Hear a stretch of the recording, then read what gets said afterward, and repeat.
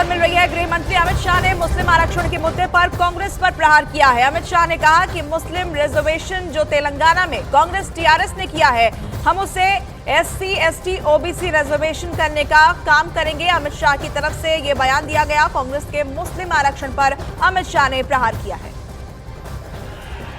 ये टीआरएस और कांग्रेस पार्टी दोनों तेलंगाना विमोचन दिन इसलिए नहीं मनाते हैं कि वो मजलिस से डरते हैं। मैं आपको बताना चाहता हूं, भारतीय जनता पार्टी ने तय किया है कि 17 सितंबर को हम तेलंगाना विमोचन दिन मनाएंगे। हम मजलिस से नहीं डरते। और आज मैं तेलंगाना के लोगों को कहकर जाता हूं, भारतीय जनता पार्टी ने निर्णय किया है कि मुस्लिम रिजर्वेशन जो यहां पर टीआरएस और कांग्रेस ने किया है, हम उसको समाप्त कर एससी, एसटी और ओबीसी का रिजर्वेशन करने का काम भारतीय जनता पार्टी करेगी। ये हमने तय किया है।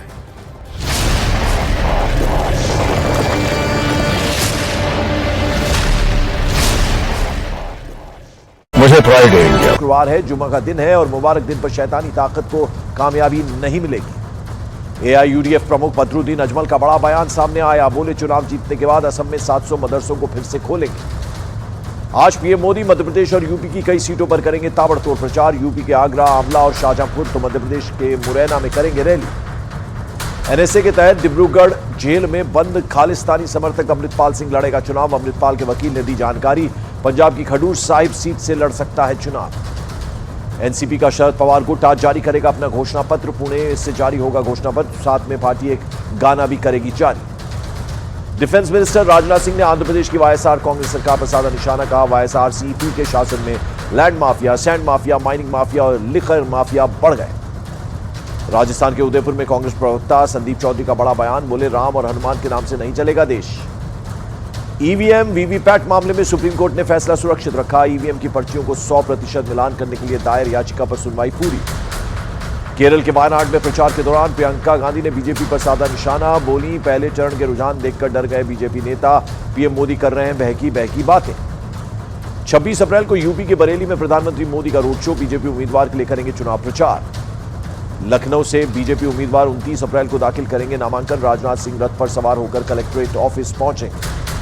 महाराष्ट्र के पुणे में 28 अप्रैल को महाविकास आघाड़ी की लोकसभा चुनाव पर अहम बैठक। शरद पवार, बालासाहेब थोराट, संजय राउत रहेंगे मौजूद। महाराष्ट्र के यवतमाल में रैली के दौरान केंद्रीय मंत्री नितिन गडकरी बेहोश हो गए। बताया गया, भीषण गर्मी की वजह से वो रैली के दौरान बेसुध हुए। कर्नाटक में मुसलमानों को आरक्षण देने के लिए ओबीसी सूची में शामिल किए जाने पर प्रधानमंत्री नरेंद्र मोदी ने उठाए सवाल। कहा, आंध्र प्रदेश में धर्म के आधार पर आरक्षण देने के बाद इसे देश में फैलाने की कोशिश।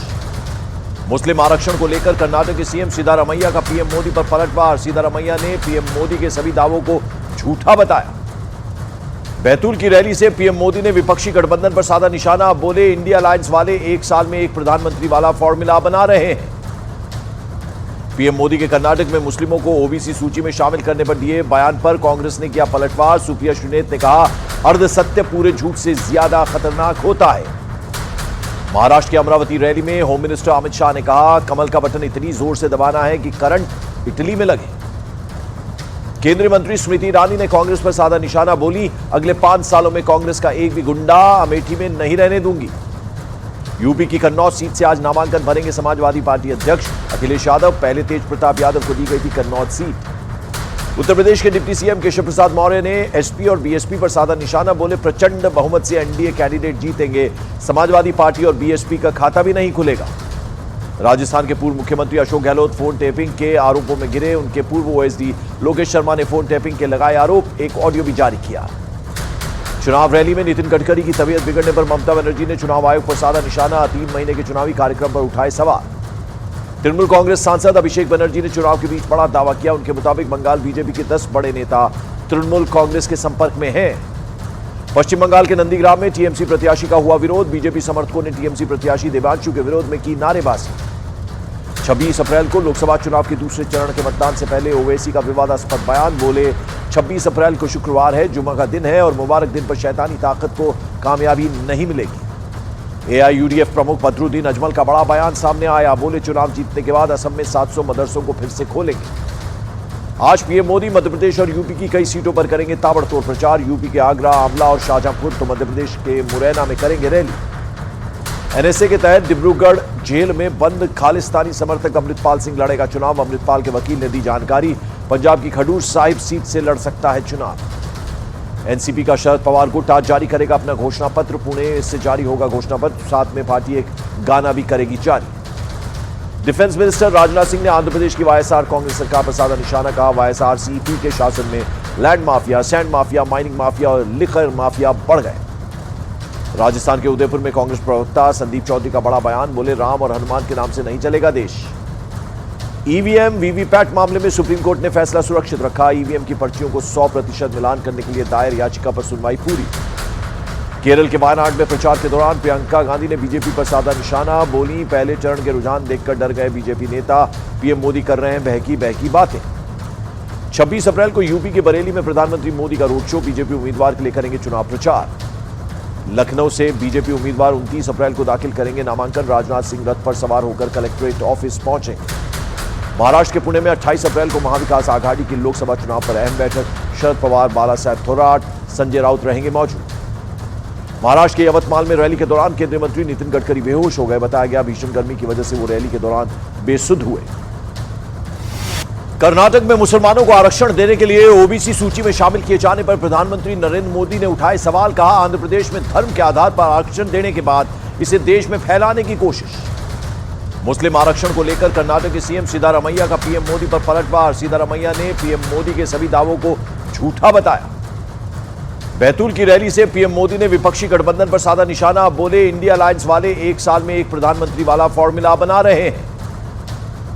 पीएम मोदी के कर्नाटक में मुस्लिमों को ओबीसी सूची में शामिल करने पर दिए बयान पर कांग्रेस ने किया पलटवार। सुप्रिया श्रीनेत ने कहा अर्धसत्य पूरे झूठ से ज्यादा खतरनाक होता है।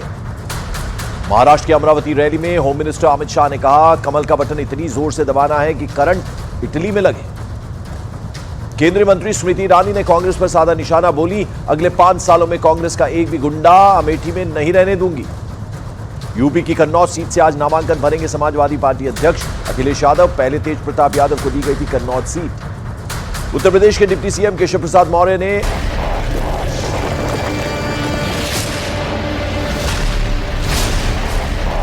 पटना से एक बड़ी खबर मिल रही है। पटना जंक्शन के पास एक होटल में आग लग गई। आग इतनी तेजी से फैली कि पलक झपकते ही उसने पूरे होटल को अपनी चपेट में ले लिया।